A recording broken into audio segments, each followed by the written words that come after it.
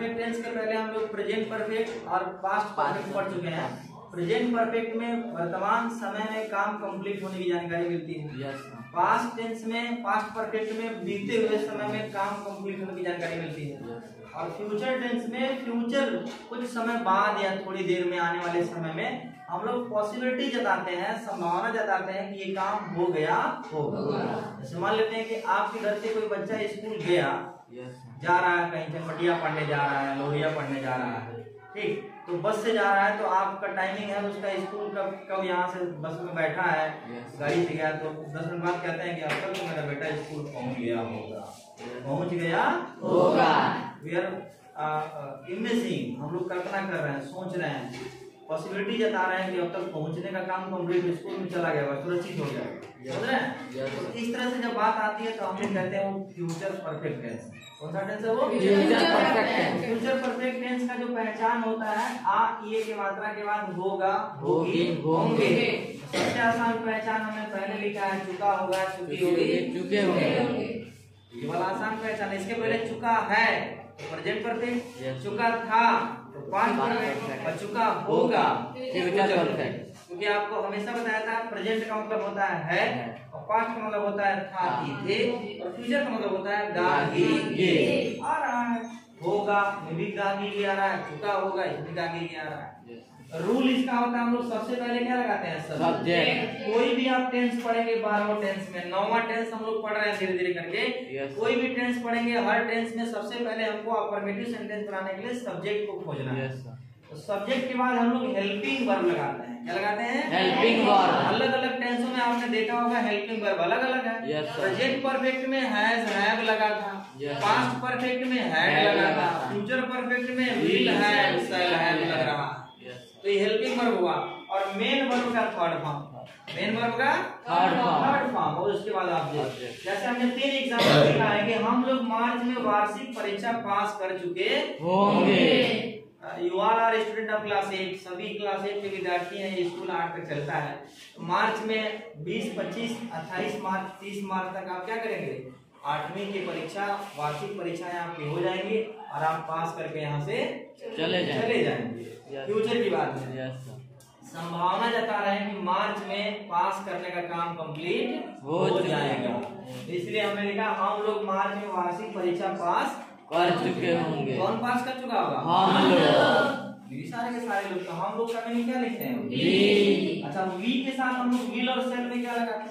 शैल। क्योंकि हम लोग जानते हैं आई और वी के साथ शैल लगाते हैं, आई और वी के साथ शैल, बाकी पूरी दुनिया के साथ हम लोग विल। तो वी के साथ क्या लग जाएगा यहाँ पे? शैल।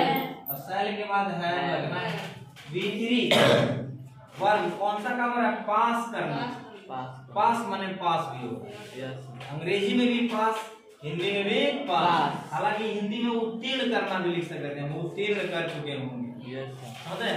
तो पास भी होता है पास करना, सफल हो जाना। पास का सेकंड फॉर्म पास होता है पास।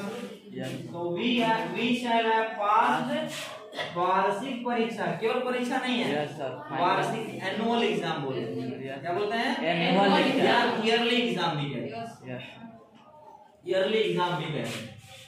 तो ANUAL एनुअल एग्जामिनेशन। एग्जाम माने भी परीक्षा होता है और एग्जामिनेशन मींस भी परीक्षा होता है, एनुअल एग्जामिनेशन। और क्या है? मार्च में कल बताए थे महीने के नाम के पहले द नहीं लगता है।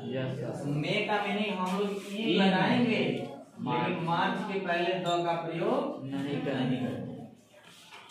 पिताजी 10 बजे तक ऑफिस पहुंच गए होंगे। कौन सा क्या होगा? पिताजी।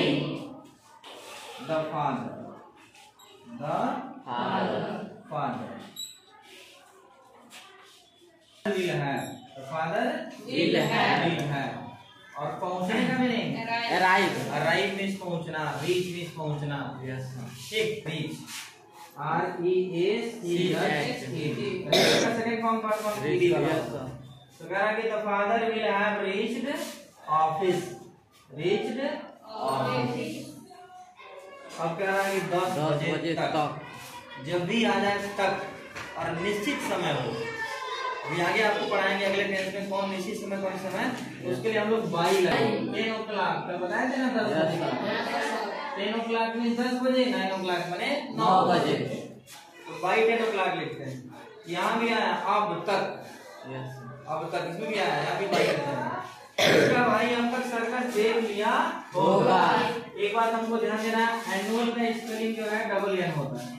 क्या होता है? Double N, double N, A double N U annual, ध्यान देना, सिंगल एन होगा। तो उसका भाई अब तक सर्कस देख लिया होगा। कौन देख लिया होगा? उसका भाई। तो उसका का मीनिंग हम लोग जानते हैं ही होता है, और भाई का मीनिंग क्या होता है? ब्रदर। अब उसका भाई आ गया तो व्हील लगाएंगे, सही लगाएंगे। किसी का भाई होगा व्हील लगाएंगे, किसी का भाई होगा क्या लगाएंगे? Wheel. His brother will have, will have. Look में देखना होता है, looked, will have looked circus, CIRCUS, circus में सर्कस होता है। याद कर लीजिएगा, सर्कस में सर्कस, स्पेलिंग सी से शुरू है। क्या करना? अब तक। तो तक आएगा तो हम लोग बताएं क्या लगाएंगे? बाई।